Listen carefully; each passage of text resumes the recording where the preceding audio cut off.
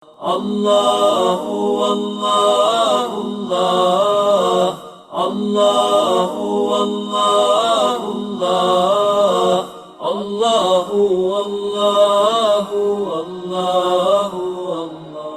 Di sebuah kota kecil Inggris yang nyaris tak pernah disebut siapapun, perubahan besar justru dimulai tanpa suara. Bukan dari mimbar, bukan dari demonstrasi, melainkan dari deretan angka di layar seorang ilmuwan ateis. Ketika sains yang selama ini dipercaya sepenuhnya mulai menunjukkan batasnya, pertanyaan-pertanyaan lama yang terkubur pun bangkit kembali, menyentuh bukan hanya satu orang, tetapi seluruh kota. Ini bukan kisah tentang runtuhnya logika, melainkan tentang keberanian untuk jujur pada kebenaran yang tidak nyaman, dan bagaimana satu temuan sunyi mampu mengubah cara manusia memandang iman, akal, dan makna hidup itu sendiri. Sebelum melanjutkan cerita, jangan lupa untuk subscribe, like, komen, dan share video ini ya. Dukungan kalian sangat berarti supaya channel ini bisa terus berkembang dan menghadirkan cerita-cerita inspiratif lainnya, agar semakin banyak yang merasakan kekuasaan dan kebesaran Allah. Pagi di kota kecil itu selalu datang dengan cara yang sama, perlahan, tanpa kejutan. Kabut tipis menggantung di antara deretan rumah bata merah yang sudah berdiri puluhan tahun, seolah menolak tergesa mengikuti waktu. Jalan utama belum ramai, hanya suara langkah kaki orang-orang yang berangkat kerja dan deru kendaraan tua yang melintas dengan ritme teratur. Kota ini tidak memiliki gedung pencakar langit, tidak pula pusat hiburan besar yang gemerlap. Ia adalah kota industri kecil di Inggris Utara, tenang, sederhana, dan nyaris tak pernah disebut dalam berita nasional. Disinilah kehidupan berjalan apa adanya. Pabrik-pabrik logam dan tekstil masih berdiri, sebagian aktif, sebagian hanya menyisakan cerogong tua yang menjadi saksi masa kejayaan industri beberapa dekade lalu. Pub-pub kecil di sudut jalan mulai buka sejak sore, menjadi tempat bercakap dan melepas lelah. Sebuah universitas regional berdiri tidak jauh dari pusat kota, cukup untuk memberi identitas intelektual tanpa pernah merasa penting di mata dunia. Segalanya terasa stabil, terata, dan dapat diprediksi. Warga kota ini dikenal ramah, tetapi tidak banyak bertanya. Mereka terbiasa hidup dengan pola yang jelas. Bekerja, pulang, berkumpul bersama keluarga, lalu mengulanginya keesokan hari. Percakapan sehari-hari berkisar pada cuaca, pekerjaan, harga barang, atau pertandingan sepak bola akhir pekan. Soal keyakinan jarang dibahas secara serius, bukan karena dilarang, melainkan karena dianggap tidak terlalu relevan.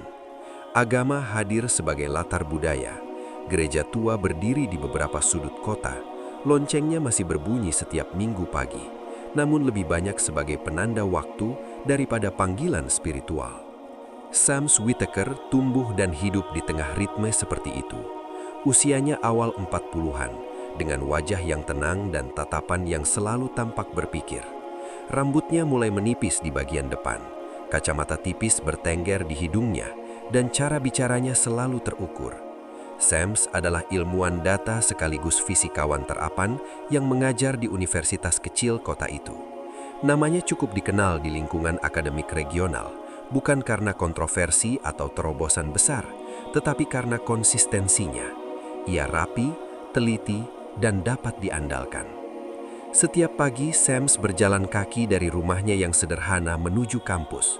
Ia melewati taman kecil, menyapa penjaga toko, dan sesekali berhenti membeli kopi di kedai langganan. Hidupnya teratur, hampir seperti grafik yang lurus. Di ruang kerjanya, layar komputer selalu dipenuhi angka, grafik, dan model statistik. Dunia baginya adalah sistem yang bisa dipahami, dianalisis, dan dijelaskan dengan rumus. Tidak ada ruang bagi hal-hal yang tidak terukur, bukan karena ia memusuhinya, melainkan karena ia tidak membutuhkannya. Sams adalah ateis, tetapi ia jarang menyebut dirinya demikian. Ia tidak merasa perlu mendeklarasikan keyakinan atau ketiadaan keyakinan kepada siapapun. Bagi Sams, ateisme bukanlah perlawanan, melainkan posisi default. Ia dibesarkan dalam keluarga yang secara nominal Kristen, tetapi agama tidak pernah menjadi pusat kehidupan rumah tangga. Pergi ke gereja adalah kebiasaan masa kecil yang perlahan menghilang seiring bertambahnya usia, tanpa drama dan tanpa rasa kehilangan. Di lingkungan sosialnya, keyakinan jarang menjadi pembeda. Rekan-rekannya di kampus datang dari latar belakang beragam, namun hampir semuanya sepakat bahwa sains dan rasionalitas adalah fondasi terbaik untuk memahami dunia.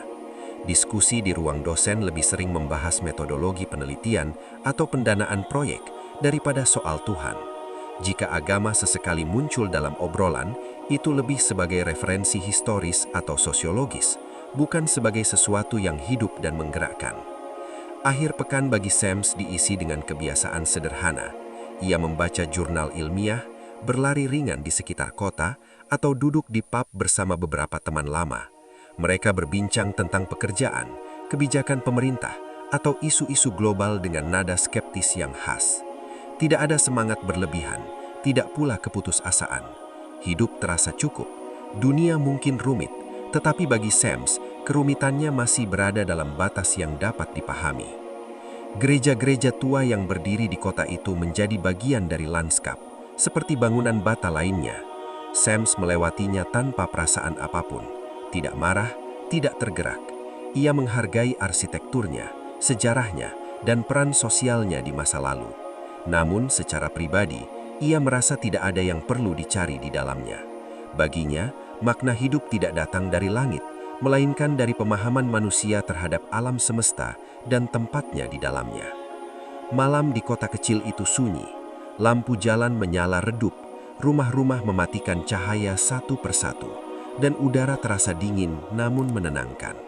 Sams biasanya duduk di ruang tamunya, membuka laptop, atau membaca buku sains populer. Ia jarang merasa gelisah. Pertanyaan-pertanyaan besar tentang hidup dan kematian terasa seperti isu filosofis yang menarik, tetapi tidak mendesak. Segalanya tampak berada di jalur yang benar. Tidak ada tanda-tanda bahwa sesuatu akan berubah. Tidak ada peristiwa besar, tidak ada konflik, tidak ada krisis. Kota itu terus berjalan dalam ketenangannya, dan Sams adalah bagian perfect dari keseimbangan tersebut. Seorang ilmuwan rasional di tengah masyarakat yang menghargai stabilitas dan keteraturan. Hidupnya tampak lengkap tanpa iman, tanpa pencarian spiritual, dan tanpa kebutuhan akan jawaban di luar angka dan logika. Segalanya terasa baik-baik saja, seolah dunia memang tidak menuntut lebih dari itu. Segalanya terasa baik-baik saja, seolah dunia memang tidak menuntut lebih dari itu. Hingga pada suatu pagi yang tampak sama seperti pagi-pagi sebelumnya, Sams duduk di ruang kerjanya dan menatap layar komputer sedikit lebih lama dari biasanya. Tidak ada suara aneh, tidak ada berita mengejutkan, tidak pula firasat apapun.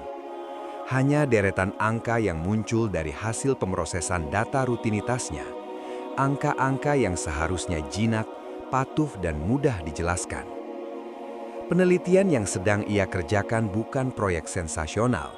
Ia adalah bagian dari studi jangka panjang tentang pola keteraturan dalam sistem biologis kompleks dan kesadaran manusia. Sebuah topik yang selama ini diperlakukan secara hati-hati oleh dunia akademik.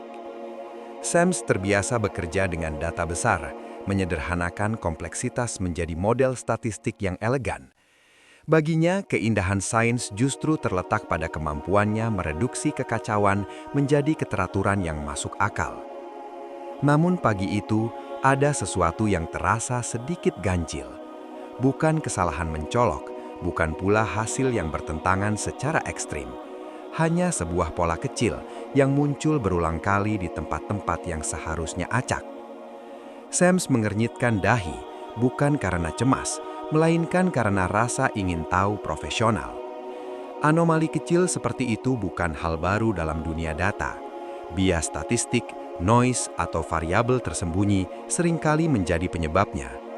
Dengan tenang, ia menandai hasil tersebut dan melanjutkan pekerjaannya. Ia sudah terlalu lama berada di dunia sains untuk langsung mempercayai sesuatu yang belum diuji. Sore harinya, setelah pengajar dan berbincang singkat dengan kolega, Sams kembali ke ruang kerjanya. Ia membuka ulang data mentah, menjalankan ulang algoritma, dan mengubah beberapa parameter analisis. Hasilnya sedikit berbeda, namun pola itu masih ada. Halus, nyaris sopan, tetapi konsisten. Sams tidak merasa terganggu, justru ada kepuasan intelektual yang samar. Anomali adalah undangan bagi seorang ilmuwan untuk bekerja lebih dalam. Ia mulai memperlakukan pola itu sebagai teka-teki teknis, bukan sebagai pertanyaan filosofis. Ia menuliskan catatan kecil di buku kerjanya. Perlu verifikasi lebih lanjut, tidak lebih dari itu. Hari-hari berikutnya berjalan seperti biasa, tetapi penelitian Sams kini memiliki satu titik fokus tambahan. Setiap pagi sebelum rutinitas lain dimulai, ia membuka kembali dataset tersebut. Ia mencoba pendekatan berbeda, membandingkan dengan penelitian lain, dan menghilangkan kemungkinan korelasi semu. Semua dilakukan dengan ketelitian dingin yang selama ini menjadi ciri khasnya. Ia percaya bahwa sains, jika dikerjakan dengan benar, selalu memiliki jawaban. Namun jawaban yang muncul justru menambah keheningan. Pola itu tidak menghilang. Dalam beberapa model, ia bahkan menjadi lebih jelas. Keteraturan tersebut muncul di berbagai skala, seakan tidak bergantung pada kondisi awal atau asumsi tertentu. Sams mulai menyadari bahwa ini bukan sekedar kesalahan teknis sederhana, tetapi kesadaran itu belum berubah menjadi kegelisahan. Ia masih sepenuhnya berada di wilayah rasional. Di ruang makan kampus, Sams mendengarkan percakapan rekan-rekannya tentang proyek masing-masing.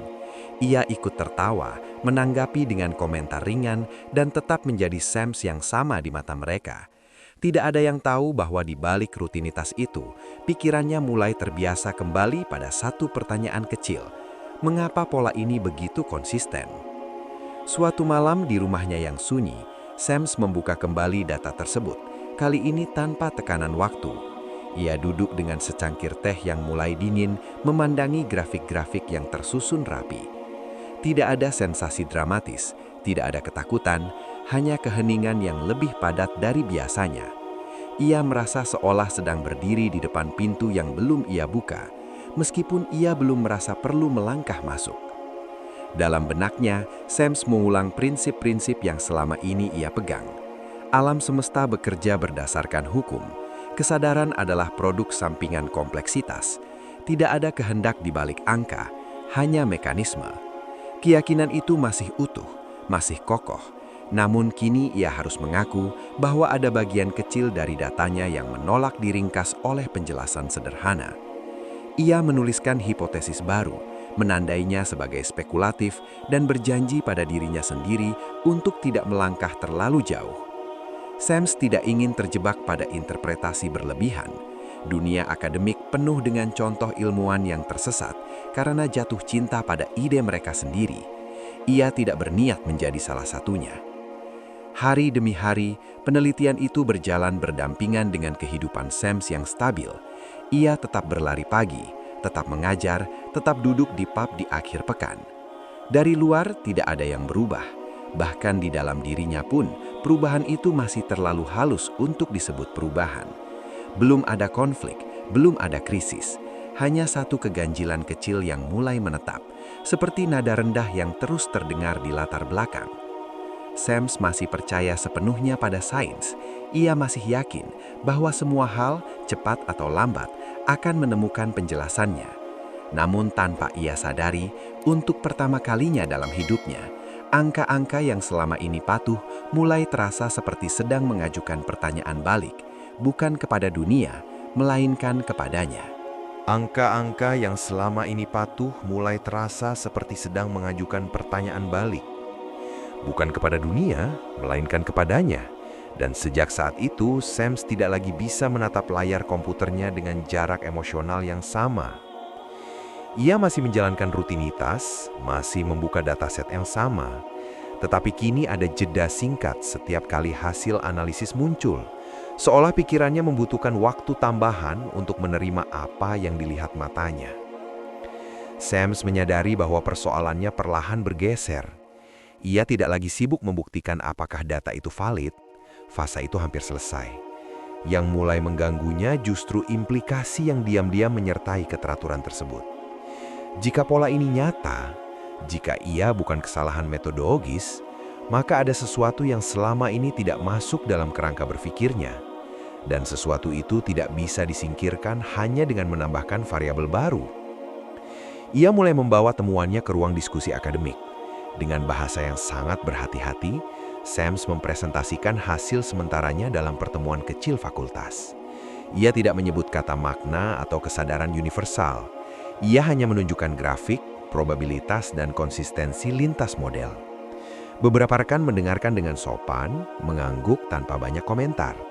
Yang lain senyum tipis, senyum yang biasa muncul ketika seseorang merasa tidak perlu menanggapi terlalu serius.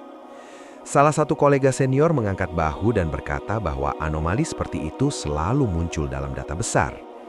Noise yang pintar, katanya sambil tertawa kecil. Yang lain menyarankan agar Sams mempersempit ruang lingkup interpretasi dan tidak tergoda membuat klaim yang terlalu luas. Tidak ada yang memarahinya, tidak ada yang menuduhnya sesat. Penolakan datang dalam bentuk yang lebih halus, keraguan yang dibungkus profesionalisme. Sams mengangguk, mencatat saran-saran itu dan menutup diskusi dengan tenang.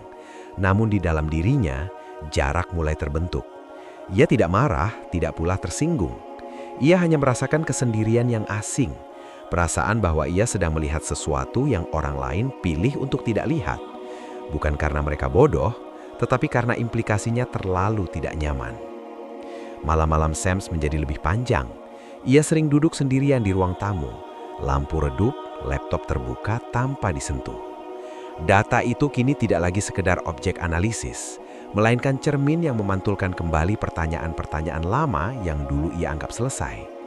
Tentang kesadaran, tentang keteraturan, tentang apakah realitas benar-benar netral dan tanpa arah. Untuk pertama kalinya, Sams merasa perlu membaca di luar disiplin ilmunya.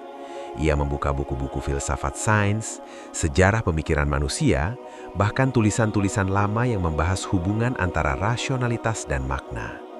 Bukan untuk mencari Tuhan, tetapi untuk memahami mengapa manusia selalu kembali pada pertanyaan yang sama meski sains terus maju. Ia merasa seolah sedang berdiri di persimpangan, meski belum ada niat untuk memilih jalan. Di kampus, sikap rekan-rekannya mulai berubah.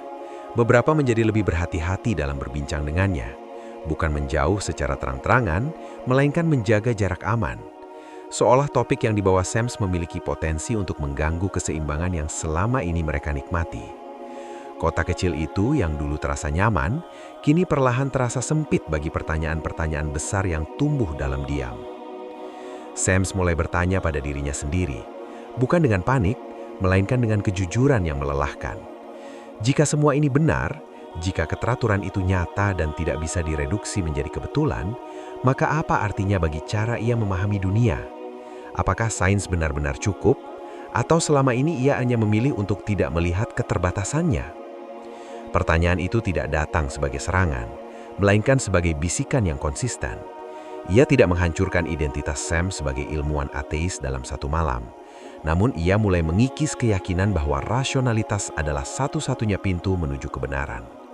Untuk pertama kalinya, Sams tidak lagi bertanya, apakah data ini benar? Melainkan, apa yang harus aku lakukan jika ini benar? Tidak ada jawaban yang datang, hanya keheningan yang lebih berat dari sebelumnya. Dan di tengah keheningan itu, Sams mulai menyadari bahwa pencarian ini tidak lagi sekedar proyek penelitian. Ia telah menjadi perjalanan personal. Perjalanan yang menuntut keberanian bukan untuk percaya, tetapi untuk jujur pada apa yang sedang ia hadapi. Meski ia belum tahu kemana semua ini akan membawanya. Perjalanan yang menuntut keberanian untuk jujur itu akhirnya membawa Sams pada satu keputusan yang tidak pernah ia rencanakan sebelumnya. Ia tidak akan menyimpan temuannya hanya sebagai pergulatan pribadi. Setelah berbulan-bulan bergulat dalam keheningan, menimbang ulang setiap angka dan implikasinya, Sams sampai pada kesimpulan sederhana namun berat. Jika sains memang bertujuan mencari kebenaran, maka kebenaran itu tidak boleh disembunyikan hanya karena terasa tidak nyaman. Ia duduk di ruang kerjanya pada suatu sore yang dingin, menatap naskah makalah ilmiah yang telah ia revisi berkali-kali. Bahasanya kering, metodologinya ketat, dan kesimpulannya ditulis dengan kehati-hatian ekstrim. Sams tidak menyebut Tuhan, tidak mengklaim metafisika, dan tidak menawarkan jawaban spiritual. Ia hanya memaparkan data, pola keteraturan, serta batas-batas penjelasan mekanistik yang selama ini dianggap cukup. Namun ia tahu, bahkan dengan bahasa yang paling netral sekalipun, implikasi dari makalah ini tidak akan netral. Ia mengirimkan naskah itu ke beberapa jurnal ilmiah independen, bukan jurnal arus utama yang syarat politik akademik, melainkan ruang-ruang kecil yang masih memberi tempat bagi eksplorasi ide di luar arus dominan. Setelah menekan tombol kirim, Sams merasakan kelegaan yang aneh. Bukan karena yakin akan diterima, melainkan karena ia akhirnya berhenti bersembunyi dari integritasnya sendiri. Beberapa minggu kemudian, respons mulai berdatangan. Penolakan adalah yang pertama. Beberapa editor menyebut makalahnya menarik namun beresiko disalahartikan. Yang lain mempertanyakan relevansinya dan menyarankan agar Sams lebih berhati-hati dalam menarik implikasi. Tidak ada serangan terbuka, tetapi nada keraguan-raguan itu cukup jelas. Namun satu jurnal kecil menerima makalahnya untuk dipublikasikan setelah melalui revisi ketat. Bagi Sams, itu sudah lebih dari cukup. Di luar lingkar akademik, nama Sams Whittaker belum berarti apa-apa. Hingga suatu hari, naskah itu menarik perhatian Sarah Mittel. Sarah adalah jurnalis investigatif independen yang terbiasa bekerja jauh dari sorotan media besar. Ia dikenal tidak sensasional, skeptis terhadap klaim besar, dan berpegang teguh pada data. Ketika membaca makalah Sams, Sarah tidak melihat agama atau ancaman terhadap sains. Ia melihat cerita tentang batas pengetahuan manusia dan dampaknya bagi masyarakat modern. Sarah menghubungi Sams dengan pendekatan yang hati-hati. Mereka bertemu di sebuah kafe kecil dekat kampus, duduk berhadapan dengan secangkir kopi yang perlahan mendingin. Sams menjelaskan penelitiannya tanpa emosi berlebih, sementara Sarah mendengarkan dengan catatan rapi dan pertanyaan tajam. Ia tidak mencari pernyataan kontroversial, hanya kejelasan. Bagi Sarah, kekuatan cerita ini justru terletak pada ketenangannya. Artikel Sarah terbit secara daring tanpa judul provokatif. Ia menjelaskan temuan Sams, konteks ilmiahnya, dan respons akademik yang beragam. Tidak ada klaim besar, tidak ada kesimpulan religius. Hanya satu pertanyaan yang dibiarkan terbuka, apakah sains telah mencapai batas tertentu dalam menjelaskan keteraturan dan kesadaran? Artikel itu tidak meledak dalam semalam, tetapi ia menyebar perlahan, dibagikan di forum, dibahas di grup diskusi, dan dibaca oleh orang-orang yang biasanya tidak tertarik pada isu ilmiah abstrak. Reaksi akademisi datang cepat dan keras. Beberapa profesor ternama menulis opini yang mencemooh pendekatan Sams, menyebutnya berbahaya dan membuka pintu bagi pseudoscience. Media skeptis mengangkat isu ini sebagai contoh ilmuwan yang tergelincir terlalu jauh. Nama Sams mulai disebut dengan nada meragukan, seolah integritasnya kini patut dipertanyakan. Namun di tingkat masyarakat, reaksi yang muncul justru berbeda. Di pub-pub kecil kota, orang-orang mulai membicarakan artikel itu dengan nada penasaran, bukan untuk membela Sams, melainkan untuk bertanya. Di kampus, mahasiswa berdiskusi setelah kelas memperdebatkan apakah sains benar-benar cukup untuk menjelaskan segalanya. Di rumah-rumah sederhana, pasangan suami istri membaca artikel itu bersama, lalu terdiam sejenak sebelum kembali ke rutinitas, dengan pikiran yang sedikit lebih berat dari biasanya. Kota kecil itu mulai berubah, bukan secara dramatis, tetapi terasa. Tidak ada demonstrasi, tidak ada deklarasi iman, yang ada hanyalah percakapan. Pertanyaan-pertanyaan yang selama ini tidak dianggap penting kini menemukan ruang. Sams mengamati semua itu dari kejauhan dengan perasaan campur aduk. Ia tidak merasa menang, tidak pula merasa kalah. Ia hanya menyadari bahwa sesuatu telah bergerak, sesuatu yang tidak bisa ia kendalikan lagi. Di tengah ketegangan yang perlahan memanas, Sams tetap menjalani hidupnya dengan kesederhanaan yang sama. Namun kini ia tahu, temuannya bukan lagi miliknya sendiri. Data itu telah menyentuh publik, dan bersama dengannya, kota kecil Inggris itu mulai berani mempertanyakan ulang apa yang selama ini mereka anggap pasti, meskipun belum ada yang tahu kemana semua pertanyaan itu akan membawa mereka. Kota kecil Inggris itu mulai berani mempertanyakan ulang apa yang selama ini mereka anggap pasti, meski belum ada yang tahu kemana semua pertanyaan itu akan membawa mereka. Dan justru di sanalah perubahan yang sesungguhnya perlahan mengambil bentuk. Tidak ada satu pagi pun yang terasa revolusioner. Tidak ada lonjakan besar yang dapat ditunjuk sebagai titik balik. Perubahan itu hadir seperti kabut yang turun perlahan, hampir tak disadari, namun nyata ketika akhirnya menetap. Beberapa bulan setelah artikel Sarah Mittel beredar, kehidupan kota itu tetap berjalan sebagaimana mestinya. Pabrik-pabrik masih beroperasi dengan ritme yang sama, pub-pub tetap ramai di akhir pekan, dan kampus masih dipenuhi mahasiswa yang mengejar tenggat tugas. Namun di balik permukaan yang tampak tidak berubah itu, cara orang-orang memandang dunia mulai bergeser dengan halus. Percakapan yang dulu berhenti pada keluhan sehari-hari, kini sesekali berbelok ke pertanyaan yang lebih dalam tentang makna, tujuan, dan batas pengetahuan manusia. Tidak semua orang tiba-tiba menjadi religius, sebagian hanya menjadi lebih berhati-hati dalam menyebut dunia ini sebagai kebetulan semata. Ada yang kembali duduk di bangku gereja setelah bertahun-tahun absen, bukan karena takut atau terpaksa, melainkan karena ingin mendengarkan kembali bahasa lama yang pernah mereka pahami di masa kecil. Ada pula yang memilih jalur spiritual yang lebih personal, membaca, merenung, dan berdiskusi tanpa label agama yang jelas. Bahkan mereka yang tetap ateis pun mulai mengakui bahwa ketidaktahuan bukanlah kelemahan, melainkan bagian dari kejujuran intelektual. Sam Whittaker menyaksikan semua itu dengan perasaan yang sulit dirumuskan. Ia tidak pernah berniat menjadi simbol atau pemicu perubahan, namun dalam diam, namanya mulai diasosiasikan dengan satu hal, keberanian untuk tidak berbohong pada data meski konsekuensinya berat. Di kampus, beberapa mahasiswa mendekatinya bukan untuk membahas metodologi, melainkan untuk bertanya bagaimana rasanya menghadapi temuan yang mengguncang cara pandang sendiri. Sams menjawab dengan sederhana, tanpa khotbah, tanpa kepastian.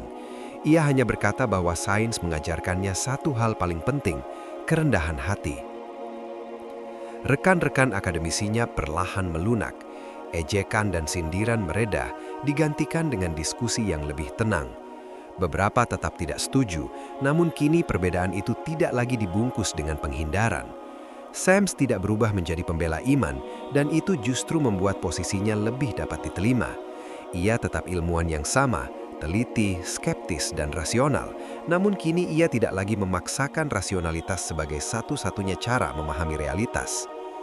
Sarah Mittel melanjutkan pekerjaannya sebagai jurnalis, namun ia sering kembali ke kota kecil itu, menyadari bahwa cerita terbesar bukanlah artikel pertamanya, melainkan dampak sunyi yang mengikutinya. Ia melihat bagaimana perubahan tidak selalu membutuhkan manifesto atau gerakan besar. Kadang, satu laporan yang jujur cukup untuk membuka ruang percakapan yang lama tertutup. Bagi Sam sendiri, perjalanan ini tidak berujung pada konversi dramatis atau pengakuan iman yang lantang.